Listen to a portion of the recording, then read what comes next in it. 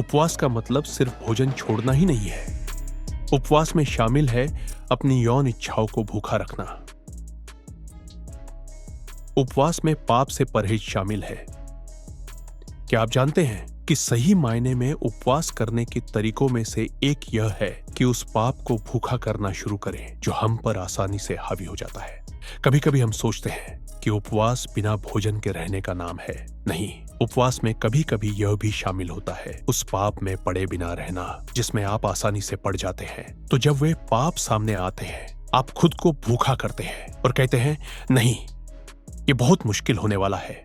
आप यह करना चाहते हैं, लेकिन आप उससे बाहर निकलते हैं। आपने उपवास किया है, आपने पवित्रीकरण किया है। देखा आपने उस वासना को खिलाना भूखा कर दिया है। आपने उस पाप के कार्य को खिलाना भूखा कर दिया है। वह उपवास है, वह उपवास है। उपवास में सिर्फ यह शामिल न करें कि ओह, मैं 5 दिनों तक बिना भोजन के ठीक हूं।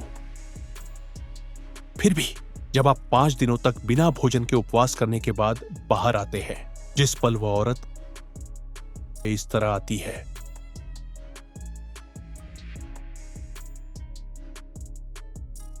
आप गिर जाते हैं। मैं आपको बता रहा हूं, आप बुरी तरह से गिर जाते हैं।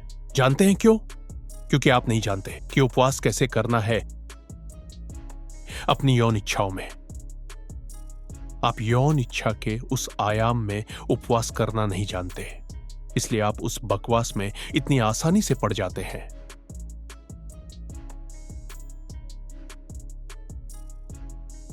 क्योंकि जब बाइबल उपवास की बात करती है तो यह पवित्रीकरण का जिक्र कर रही होती है। और यदि आप अब पवित्रीकरण पर अध्ययन करते हैं तो इसमें आपके मानव मन की सभी फैकल्टी शामिल है।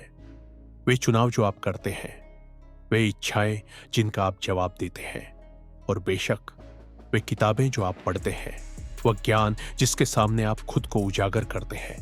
बाइबल कहती है, बुरी संगति अच्छे चरित्र को बिगाड़ देती है। इसलिए यदि आप खुद को बुरी संगति, बुरे शब्दों, बुरी चीजें जो आप देखते हैं और जो चीजें लोग आपसे कहते हैं, वे किताबें जो आप पढ़ते हैं, वे फिल्में जो आप देखते हैं, बेशक यह भ्रष्ट कर देगा आपकी बुद्धि। आपकी कल्पना शक्ति कमजोर हो जाएगी और आप खुद को एक और गढ़ के साथ संघर्ष करते हुए देखेंगे। इसलिए आपको इन आयामों में उपवास करना चाहिए। यह सिर्फ अपने शरीर को भूखा रखना नहीं है, अपनी इच्छाओं को भूखा रखें, उस पाप को भूखा रखें जो आप पर आसानी से हावी हो जाता है। अपनी इच्छा शक्ति को भूखा रखें, उस विरोधी इच्छा शक्ति को जो आपसे ऐसे काम करवाती है जो परिणाम उत्पन्न करते हैं। वह उपवास है, क्योंकि इसी तरह हम इस पद में बढ़ते हैं, उपवास और पवित्रीकरण। गहराई के लोग कहां हैं? बचे हुए चुने हुए कहां हैं? वे पुरुष और औरतें जिन्हें बुलाया गया है राज्य की बढ़ोतरी देखने के लिए। मसीह की ताकत और इच्छा दुनिया से बाहर के आत्मिक स्तर में काम करती है। हम जीव के बोलों के सहारे इन जगहों में रास्ता बनाते हैं।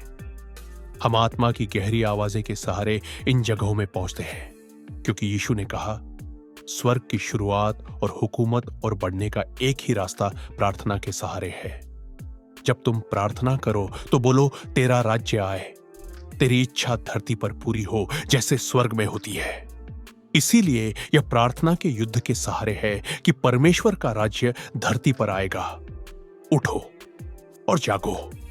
आयामों की बोलियों का उच्चारण गहराई में उतरो ताकि तुम इस बुलाहट को समझ सको।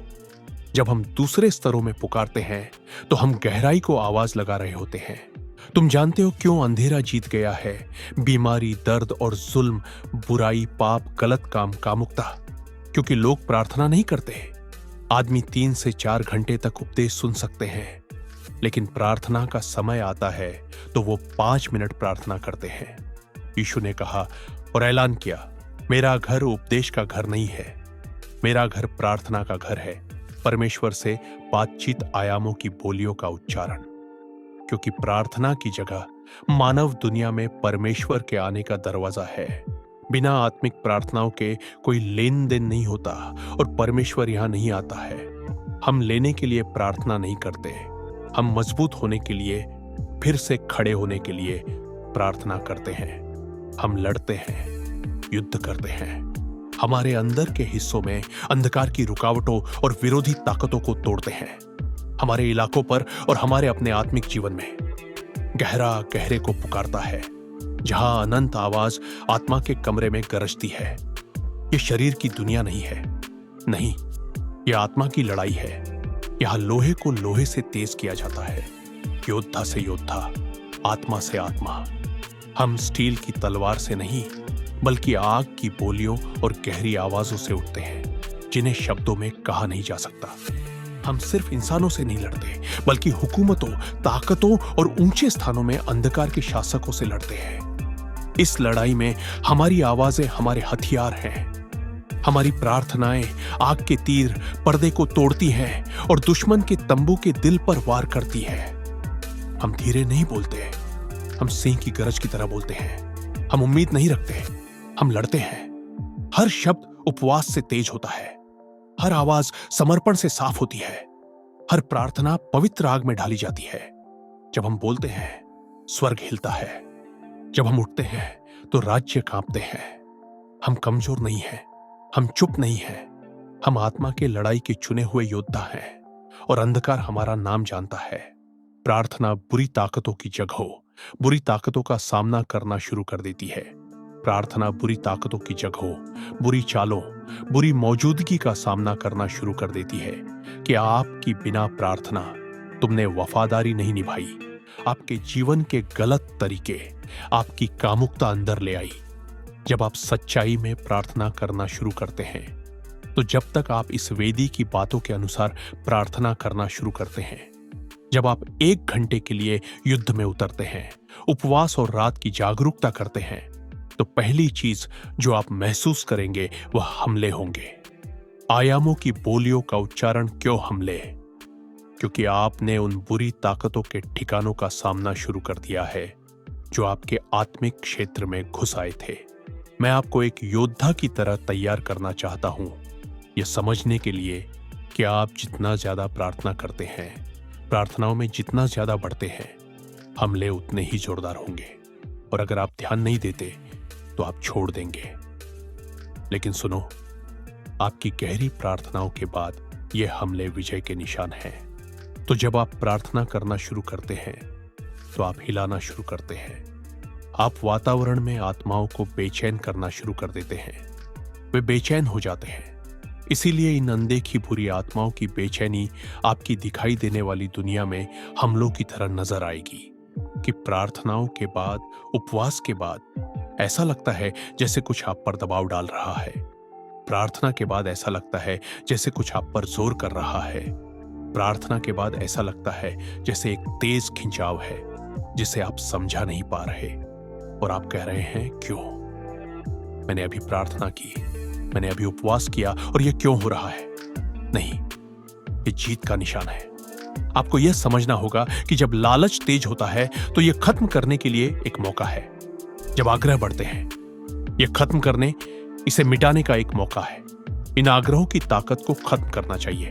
इसलिए जब आप उपवास करते हैं और प्रार्थना करते हैं, तो आपके आग्रहों के भीतर के स्टोर से एक नया आग्रह, तेज आग्रह, नई आग के लिए रिलीज होते हैं, जिसे आप प्रार्थना के जरिए खत्म करने और सुखाने के लिए जगाते हैं। अब कई लोग नहीं जानते कि यह असल में उस समस्या को हराने के लिए जीत का उपहार है। अगर आप प्रार्थनाओं के बाद हमलों की वजह से तेज होते हैं और रुकते नहीं हैं, तो आप आत्मा में जीत के दूसरे स्तर में पहुंचेंगे।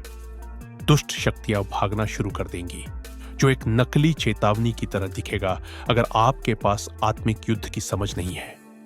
ऐसा लगेगा जैसे आप दबाए गए हो, हमले में हो। आपकी यौन इच्छा और ज्यादा तेज हो जाएगी। परिवार आपके खिलाफ हो जाएगा। अजीब परिवार की चुनौतियां, ये सब अनुभव बुरे नहीं हैं। ये जीत के निशान हैं। ये विजय है।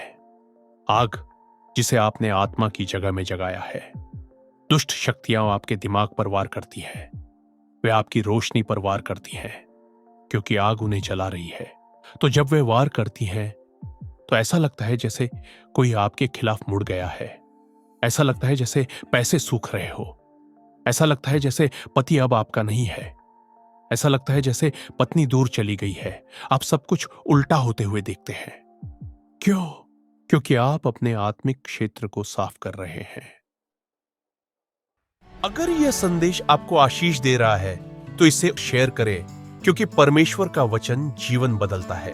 और याद रखो, सब कुछ, सब सामर्थ, सब महिमा यीशु ही की हो। आमीन।